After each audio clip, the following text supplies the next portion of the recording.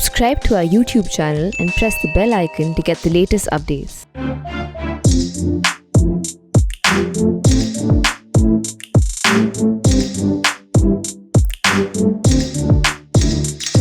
Welcome to Softcover, the print's new platform to launch books digitally during these testing times of the coronavirus pandemic. The first such launch is in association with HarperCollins. We are launching the book, The Gated Republic, by author Shankar Iyer. Mr. Iyer joins us from Toronto today. Thank you so much for joining us, sir. Welcome. Thank you. Mr. Iyer is a political economy analyst and an author.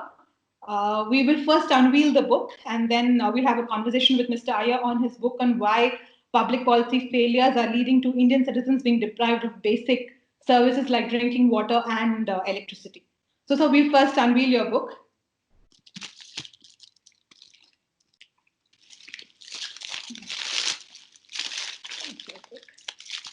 That looks like a big fat book. Yes, sir, since you haven't been able to see a hard copy yourself. Thank you very much. This is the first time I'm seeing my book. Yeah. Congratulations, sir, on the book. Thank you.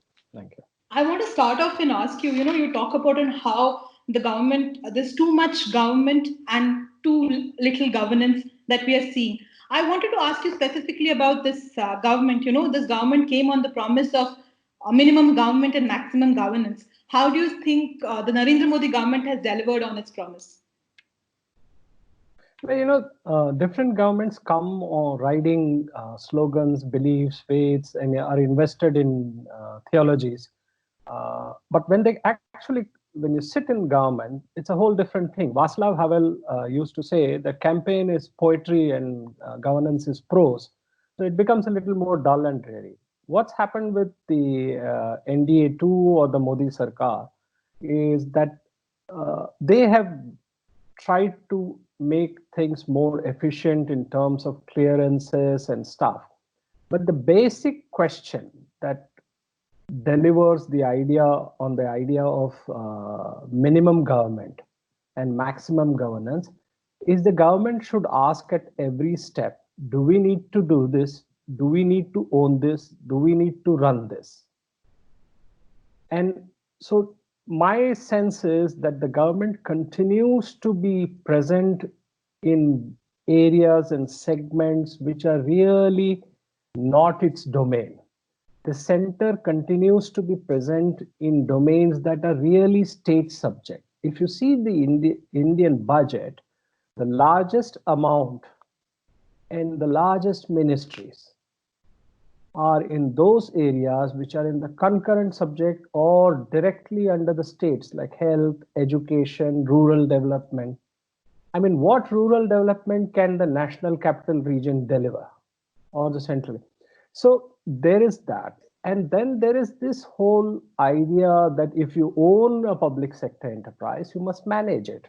There is no need to confuse ownership with management. There are countries like Germany, Singapore, who have found ways to run governments, ways to run public sector enterprises. I mean, not many people realize this. The entire Singapore industry, almost all of it, is public sector. Oh, okay. It's run by the government, but it's run efficiently because the politicians don't run it. So there's that difference that one has to recognize. Germany has a large number of, including its airlines, Lufthansa, Deutsche Bank. It has equity stakes in a lot of enterprises, but they are run professionally. So in India, to come back to the point, the government is in domain where it has no business to be, which is basically producing goods. The central government is in domains which are really state government subjects. And this question that needs to be asked is, should the government be doing this? Should this be done at the central government level? Should this be done at the state government level? So these are the questions that don't get asked. And like every other political regime, there is an embedded resistance, what I call creative inertia, both of the bureaucracy and the political system, to let go of any power. So if you are an investor and you want to invest in a project, say in Ottapalam in Tamil Nadu, or in Kanpur in Uttar Pradesh, the investor has to first go to the state capital, to the district headquarters, go back to the, and to the national capital. So every file moves 3 times. This, this creates multiplicity, multi-layering, time consuming. I'm sure the time after 7 decades of independence, the center can really trust the state governments to do the right thing in terms of clearances, give them guide rails to work around. And they know their environment better, they know their social setup better. Let them decide on these issues. I mean, is there a need for an urban development ministry in the center? I really don't think so. Steel was decontrolled in 1992. We still have a steel ministry. So these are the issues that have not been confronted. And every regime is a hostage to the past. But is it also because capacities differ across states? Some states are not able to, make the correct decisions or have the capacity to handle those kind of funding for the projects? Yes and no. But capacity is not born just because, I mean, it is not going to improve if you keep continuing doing things from Delhi. I mean, here's a bit of history. Every major reform in the country that India has seen, from milk revolution to green revolution to the midday meal scheme. I mean, two of the largest programs in India for poverty alleviation, Manrega and the National Food Security, come from cases filed in Supreme Court, come from reforms done in the states. The midday meal scheme was started by Kamraj, and before that, the Madras municipality. And it was also there in Chhattisgarh. It's an original Victor Hugo idea. Now it's nationalized. What is the National Food Security? The National Food Security Act is something that N.T. Ramarao pushed in the 1980s election when we offered rice at 2 rupees a kilo. So, that's the background. What is the Mahatma Gandhi National Rural Employment Guarantee Scheme? I mean, it's a mouthful and a huge, long acronym, but it's originally was an employment guarantee scheme devised in Sangli district in Maharashtra in the 1970s to help people hit by drought. Those programs didn't come from the center. India's milk revolution was born in Anand out of a small cooperative. Delhi had nothing to do with it. So there is capacity. I mean, Tamil Nadu has several health initiatives which are now on the best practices list of the World Bank. So it is true that there are some states which don't have capacity, and that is largely east of Kanpur thesis. If you draw a line down India, everything east of Kanpur suffers from governance, density of poverty, density of population, density of unrealized opportunities and potential. So this is the point here, is that unless you push them to it, they're not going to do it. I mean, how is the capacity going to improve? Every voter in Uttar Pradesh, Bihar, or Jharkhand, his vote or her vote is just as sacred as the vote delivered by the people in Karnataka and Tamil Nadu. So why shouldn't he get better administration? At the end of it, if you see the argument that there is asymmetry of capacity, that is true, but how do you address it? You have to prop up, send people from Delhi on deputation. After all, what is the union government consists of? It consists of officers drawn from different cadres in the states. So assuming that Jharkhand has an issue with malnutrition, you could send an IAS officer from Kerala who is on deputation in Delhi to Jharkhand to advise and help those people. I mean, this is not rocket science. I mean, so let's not get caught up in the shibboleths of the past that, states don't have capacity, states are corrupt. And the same argument state governments use when they don't want to decentralize, delegate power to the panchayats and the municipalities. It's now roughly 30 years since the 73rd and 74th Amendment empowering panchayats and city governments were done. Where are we on that? I mean, my old friend, the late Vilasrao Deshmukh, used to say, the states do to panchayats and municipalities what the center does to states. Right. So, sir, does that then do you think that there is a case for the 15th Finance Commission to give states a greater share from the central pool of divisible taxes from the existing 41% when they do present the report for the next 5 years?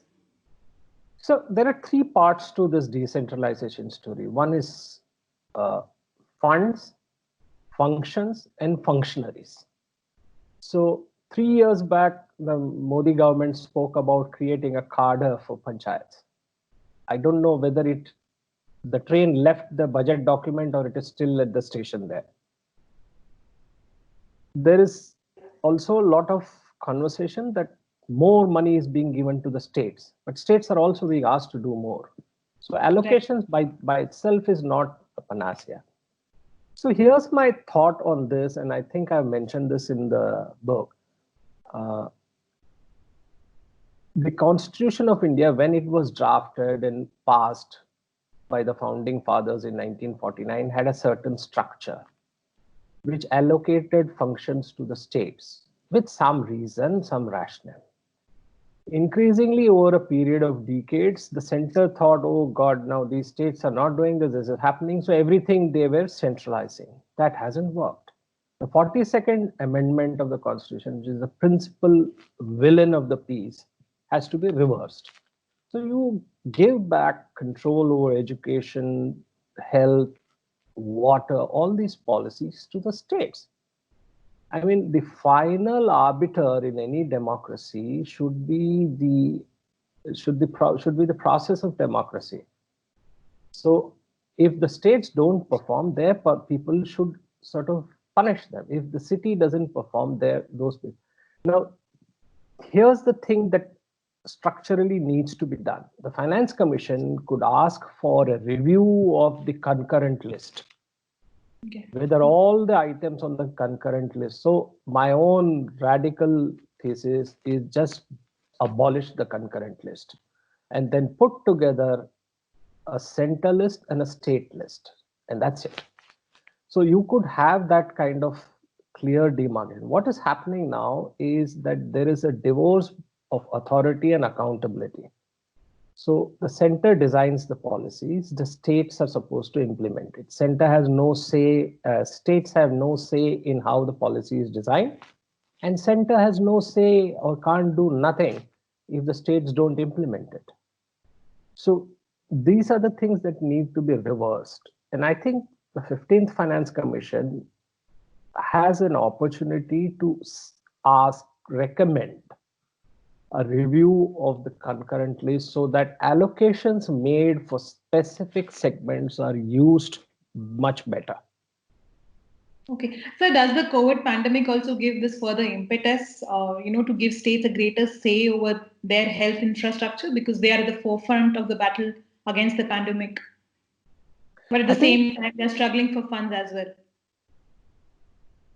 The argument that the states don't have enough funds to deal with healthcare is a slightly lazy argument. The state of Kerala has perhaps 1/3 of the population of Bihar and 6 times the healthcare budget of Bihar. If the state of Kerala can allocate funds, there must be good reason, logic, thinking, mindset, approach, all of those phraseologies, all those phrases come into play. When it comes to Bihar, we say that, oh, center's not giving funds, there is systemic asymmetry here, there's incapacity here, there is corruption here. You can't have two different rules for the same game. Right. So if the states want to improve the healthcare, then they must produce a budget make the allocations, show up the deficit, precipitate a crisis, and ask for the state to fund, ask for the center more funds. The central sponsored schemes have several healthcare initiatives in that, the ICDS and all.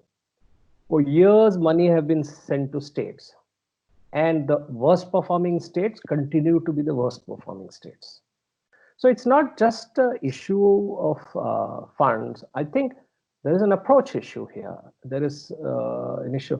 So when the Niti Aayog came, it was believed that it would create the basic documentation, basic best practices. It will help states. It will guide states. But the Niti Aayog, I'm sorry to say, is caught in its current form is somewhere between, a department of the government of India and a Rotary Club. Its contribution has been more documentation, more firmer grasp of the obvious. In terms of solutions, I don't know whether they have actually delivered. And these are the things that don't get asked. So at this moment, when there's so much need for greater center and state coordination, is a body like a planning commission missed? The apparatus always is the, what do you call, the red herring in the system. If the center and states want to coordinate, I'm sure they can coordinate. The Chief Minister of Delhi sits in Delhi. The Home Minister of the country sits in Delhi. If they wanted to coordinate 2 months back, they could have. But eventually, when the numbers, the pressure came up, they sat together and they figured out ways that new. So these are, if you want to solve a problem, you can solve the problem. If you don't want to solve the problem, you can have committees, commissions, recommendations, and a whole list of. This is what I call the ghetto of alibis. And frequently the discourse in India on political economy and policies sort of enters this ghetto, and people perpetuate it. And I'm sorry to say this, but a lot of policy writing also perpetuates this kind of thing. My own thinking, and this I said in my first book, Accidental India, if the system says this can't be done, that means it must be done. Right. So, you talked about committees. Do you think, India forms many committees, but doesn't really implement any of its suggestions that, that the committees make? No, I don't want to dismiss the need and the importance of ideation. So committees are good for ideation.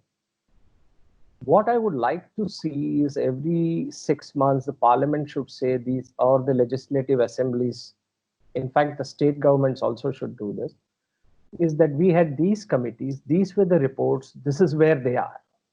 So the standing committee of parliament has a system of the ministries, the standing committee's reports, there is an ATR there, action taken report. But the hundreds of task forces and missions and commissions that are formed in Government of India and in the states, you don't know whether the report has been submitted. B, you don't know whether the submitted report has had any action. I'll give you one example, which is my favorite one. In 2014, Arun Jaitley as finance minister announced an expenditure management commission under Dr. Bimal Jalan, former governor of Reserve Bank. How to cut down government expenditure. The committee submitted its report in February 2015. Nobody's heard about it. Last year, Bimal Jalan was appointed head of a committee along with Dr. Rakesh Mohan to see how government can get money out of RBI to spend. That committee submitted its report. The report was implemented. Implemented instantly. So it depends. If somebody were to write Yes Minister in the Indian context, there's a rich treasure of material here. Yeah, that's a very interesting point, sir. So, coming back to your book, you talk about on how people should pay for their services that they get, right? Like be it drinking water or be it electricity. how difficult it is to implement this kind of a suggestion in this kind of a political environment, because typically no government wants to touch, power or water. I think it's an issue of presentation. It's an issue of taking a conversation to the people. So here's my thought. There is a cost to providing a service, say delivery of water from Sonia Vihar to Delhi. That cost must be covered. Just because government is paying doesn't mean that people are not paying. Government is only using taxes of the people to pay for it. So there must be a way to delegate the costs. So, okay, so the poorest of poor, maybe those who receive, say, in terms of electricity or water, the 100 or 200 units or whatever, or 100 liters or whatever, could be exempted. But the cost to them must be debited in the state budget or the center's budget, wherever. The other people should be made to pay for per liter or per unit or whatever. Here's the deepest irony of it. People in Delhi and Mumbai and Chennai who refuse or who resist payment of water charges are willing to pay 20 rupees per liter of water, but not pay for delivery of water. The second part of this story is that people will pay if you deliver assured, clean, potable water. I must get 24 hours electricity for me to respect your demand for tariff. Right. Right now, in every city, the outskirts of the city, whether it is Baner in Pune or Whitefield in Bangalore, power shutdowns are more common than power continuity. Tell me one city which can, or one state government, which can actually claim that they have 24/7 power, non-interrupted. But that's also to a large extent because of the fact that, reforms to the power sector in terms of reforming state electricity distribution boards has been a complete failure despite repeated attempts by two governments. So, in the movie industry, there are sequels. Dawn 1, Dawn 2, Sholay 1. Hopefully, nobody will make Sholay 2. But Godfather 1, 2, 3, So, in the Indian policy domain, you have a lot of sequels. Every 10 years, state electricity boards go bust. Every 10 years, central and state governments fight. Then some money is made allocated. Some new form of algebra and geometry is found to sort of cover up the holes in the state electricity board. And during this time, they will all speak very reformist, that we must pay. The current power minister, R.K. Singh, has as much as, the most blunt statement is that if India needs to grow and if it will need electricity to power the growth, and it can't happen without people paying the due. For 20 years or 25 years now, 1/4 of the electricity generated and distributed, nobody knows where it goes. 1% of electricity roughly costs some 4,000, 5,000 crores. So do the math. How much money we are losing every year. So roughly the amount is around, the parliament records show that it's about 80,000 crores or something. But the least that state electricity board can do is to collect tariff on power that they distribute. And herein comes the need to privatize the last mile or corporatize the last mile. I've been arguing that the last mile is where the collections come into play. To keep politics out of it, you should corporatize it. Digitize the net distribution grid. And the more transparency there is, the better the chances of recovery. But neither the Babudam nor the political system is too keen about these things.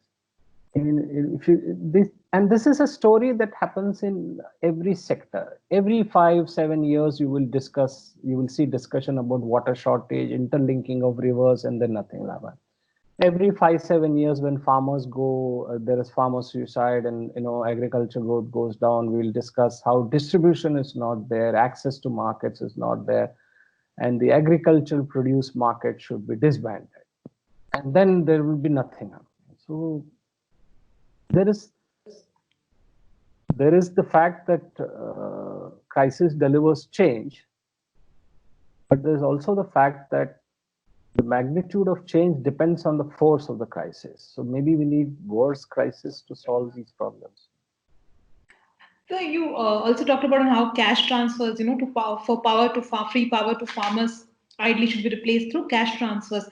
So that was the proposal that the central government made, to states. Basically, if states want to increase their borrowing, from 3% to 5%, one of the requirements that they need to do is, they need to bring in cash transfers to farmers for power. But it is something that was instantly resisted. You had the CM of Tamil Nadu writing a letter to the government saying that, it's a very politically difficult decision. So eventually, these may not, political considerations do come into play, right? When you talk about bringing in such reforms, especially those that touch farmers. I think the farmers want to pay. Okay. The farmers don't want to be called freeloaders. So I think we are doing a disservice to the farmers by saying that they want free subsidies, free loans. They just want to operate the business just like any other business. So here's the thing. Assuming that the farmers need to be given X amount of credit, and this is a discussion I've had with the Power Ministry, with Niti Aayog, previously with Planning Commission, and pilot projects have been done. What is the average consumption of a farmer to use this pump? If you get first you have to meter the pumps, meter the consumption. Once you have the metering, then you know how much it is consuming. And whatever is the consumption, the center and the states can come up with a prepaid coupon plan saying that every month you will receive this amount, and what you consume will be deducted out of this amount. If you consume less will be deducted, the money stays with you. And this is also one way to reduce the excess mining of water. The second part, now that in the last budget, there was much talk about solar farms, basically solar pumps and stuff. Some of these issues might be overtaken by technology, and you might have solutions that sort of, bypass the political resistance. But solar pumps cost money, somebody has to subsidize, incentivize, all those issues are there. Imagine education, if you want students to learn from mobile. Now, everybody has a mobile phone at home, some, smartphones, network connections need improvement, but for optic fiber being laid across villages, assume that things improve. And students have a phone at home, or 4 students or 4 families have 1 phone. Assume that the government can put together its classes in an app form which can be accessed.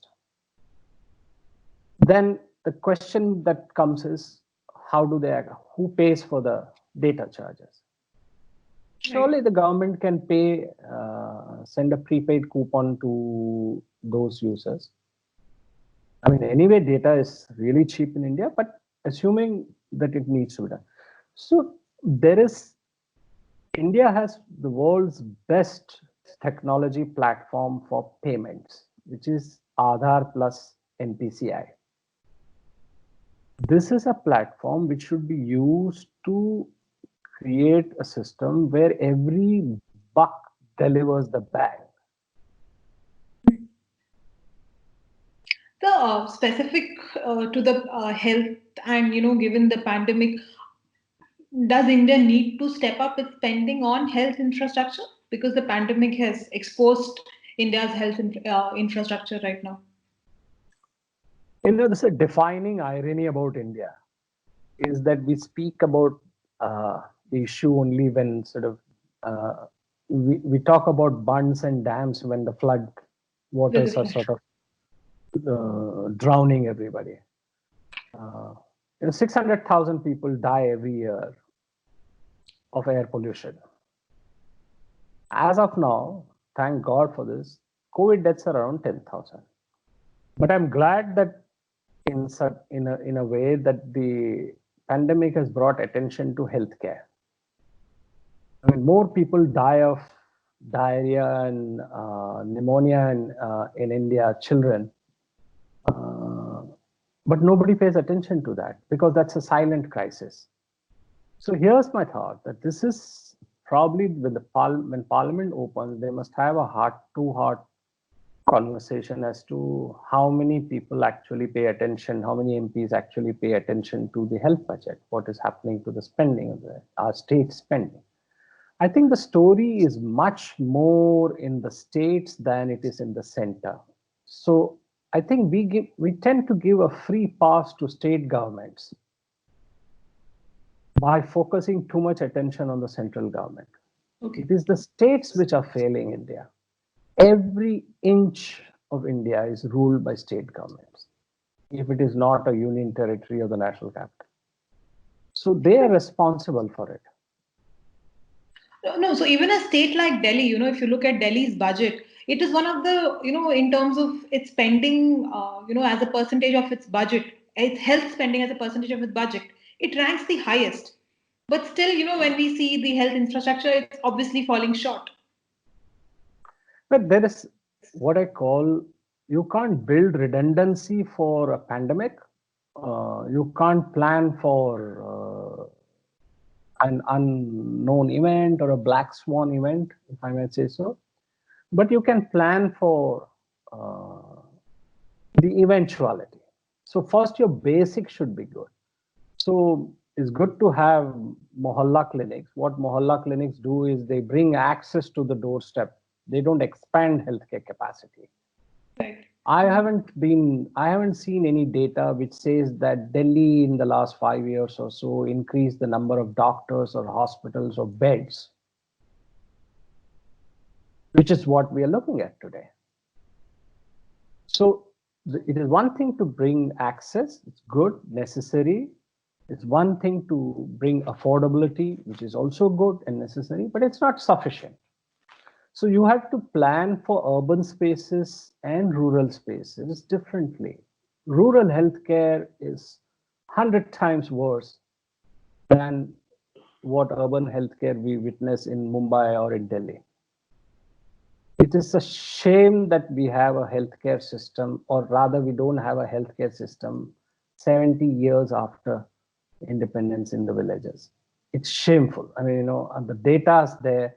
Several times while writing this book, I have had to step away from the computer because it is so disturbing what you see in the data. Even though I have been writing on these issues for 30 years, it still affected me when I was writing. So I can imagine what people are going through in the rural areas. And these are not insolvable problems. These problems have been solved in Vietnam, in Korea, in Sri Lanka. I mean, Sri Lanka does better than India in healthcare. Okay. Sorry, please continue. So we talk about China as being an authoritarian state, which is true. Okay. The Asian tigers, all the economies, are not quote unquote your free market democracies. They're free market and not so much democracy. But each of them does much better than India. I mean, what do you say about a democracy like India that authoritarian states do better on human development indicators? Is it also because bureaucrats make decisions in India rather than, sector experts who would probably be better placed to understand or design the policy better? I think there is a point to that. I mean, bureaucrats, as soon as they know old friend S.S. Tinekar, who used to be municipal commissioner in Mumbai, used to say, in the government, as soon as you know a subject, they transfer you. So in government, I think the issue is not so much about expertise. After all, I mean, you can outsource expertise, you can bring in committees, you can see best practices. I mean, what does India need really? You just have to look at what Kerala has done and just follow it. In education, just see what Himachal Pradesh has done. In water supply, pipe water, see what Himachal has done, what Mizoram has done on malnutrition, Manipur. There are enough examples available. I mean, you just have to find the champion to do it. I mean, I dare say this, that no revolution in India would have happened if there was no Varghese Kurian, there wouldn't have been a milk revolution. If there was no C. Subramaniam, there wouldn't have been a green revolution. I mean, I dare say if Nandan Nilekani and Naresh Sharma had not come together, there wouldn't have been an Aadhaar. So you need champions for every cause. And unfortunately, we don't have that kind of political empowerment. Every prime minister in India ensured that Varghese Kurian and Amul and National Dairy Development Board was not touched for 40 years. Even today, it's a sacred institution. How is ISRO succeeding? There are bureaucrats who are taking decisions there. How does Bhabha Atomic Research Center succeed? How is the Atomic Energy Commission doing well? These are institutions that have done well. So it's also a political thinking, how we come together on an issue. And this calls for some amount of enlightenment. I mean, to think that launching satellites and Mars missions is important, but delivering water is okay, we'll leave it to the panchayats and municipalities, reflects a kind of privileged elitist thinking, which is what I blame the Babudam for. My thesis is that in India's story, those who had the wherewithal, the will and the power to change what is on the ground had no investment, no skin in the game in the change that people look for. How many Indian bureaucrats have had to stand in a queue to fetch water? Or how many send their children to government schools? I mean, mind you, I studied in Kendra Vidyalaya Central School, a government school. So I know that government schools can be good. This is a perfect example on how to run a good government school. Why can't state governments do it? Why can't the other schools be like that? It's a systemic issue. I don't think it's who takes the decision, but what is the decision that is being taken that matters. In many states, politicians and bureaucrats come together. There's a great jugalbandi and issues get resolved. It's just magic happens. And then there are states where, they get together and see to it that nothing happens. Right. As my last question, you talk about on how taxpayers pay taxes and are hence entitled to some basic services. But also in a country like India, the number of people who pay taxes is as low, like at least income taxes is as low as 1.5 crores. So how does this premise hold in a low tax paying country like India?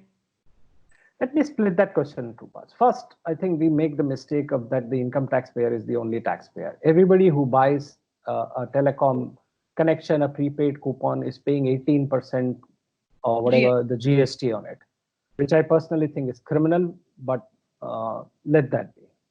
The second part is the state has a moral and a legal obligation to deliver these services. These are the basic minimum: water, health, education, infrastructure, and personal security. How can any government justify that India has 2 million cops, that is 20 lakh cops,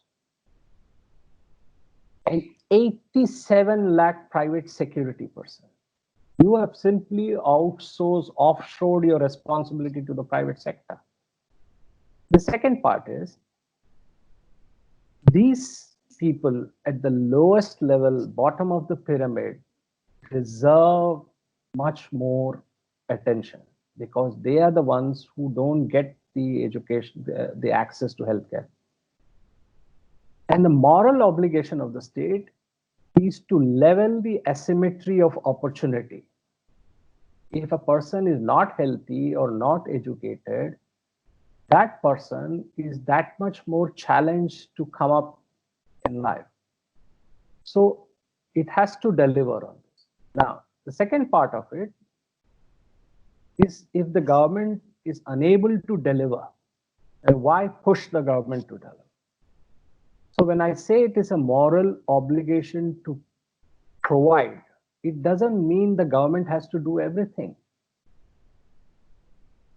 Government can outsource the delivery of services to private companies, but pay for it. So the provision of a service doesn't necessarily mean the government provides it. Provision of a service means the government pays for it. And that is the essence of it. You look at the pandemic across the world, who has dealt with the pandemic well? Germany, public healthcare system. Taiwan, public healthcare system. Hong Kong, public healthcare system. You look at Japan, public healthcare system. New Zealand, public healthcare systems. Why have they done well? And why is the United States mighty economy, $20 trillion, not able to deliver, is struggling? Because it doesn't have a public health system. I'm in Canada, where they managed the pandemic spectacularly well, I must say. For the number of aged people there, it's a highly international community. They travel a lot, and still they manage because they have a very robust, functioning public healthcare system. There's another data point.